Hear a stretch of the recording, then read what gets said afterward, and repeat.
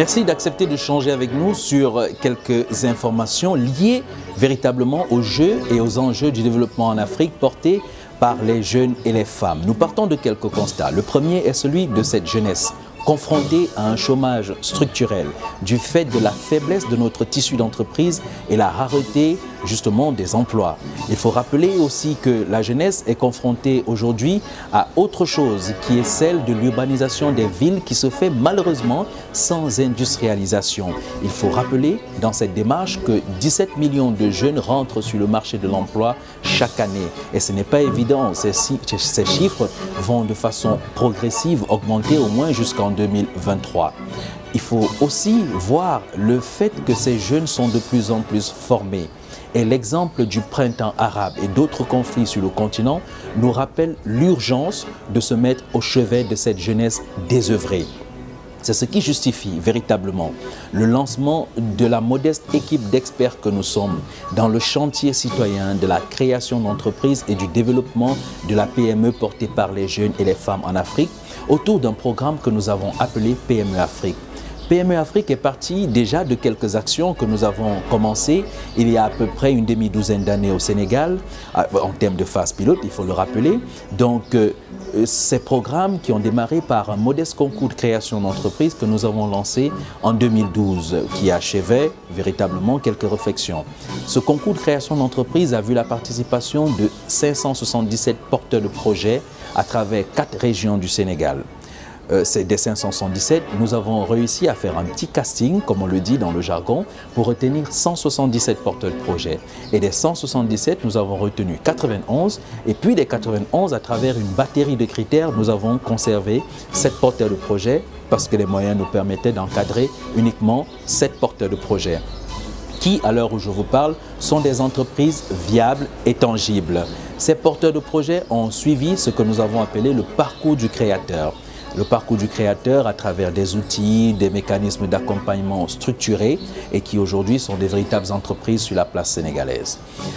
À la suite de ce concours, nous nous sommes dit qu'il fallait aller plus loin, créer des espaces permanents.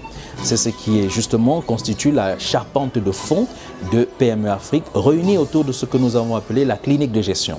La clinique de gestion, c'est 4 axes. Le premier axe, c'est celui de réussir à faire le diagnostic gratuit des porteurs de projets, leur donner l'information utile, les orienter dans le tissu social, le tissu d'accompagnement, le tissu des acteurs d'accompagnement et de développement de l'entreprise au Sénégal.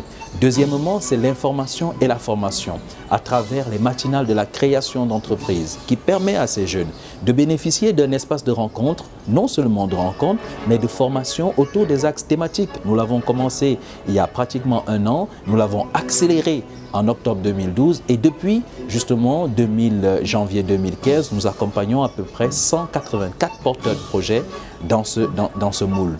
Par la suite, nous bénéficions aujourd'hui de la décentralisation et la communalisation accrue des villes. Donc nous sommes en train d'installer dans les communes des espaces permanents d'écoute et de conseil des porteurs de projets. Et le dernier axe, c'est la centrale téléphonique qui permettra de faire l'assistance en ligne, aussi bien via le canal du web que le canal du téléphone de ces porteurs de projets qui n'ont pas la possibilité de se déplacer pour venir nous rencontrer.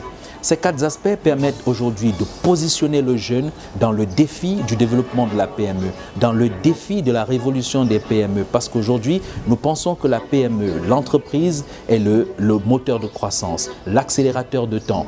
Nous voulons être, à travers le programme PME Afrique, que nous allons démultiplier dans plusieurs autres zones, l'interlocuteur idéal des jeunes, parler avec la jeunesse et non parler pour la jeunesse. C'est ça le sens réel de notre vision et c'est le sens réel de ce que nous partageons.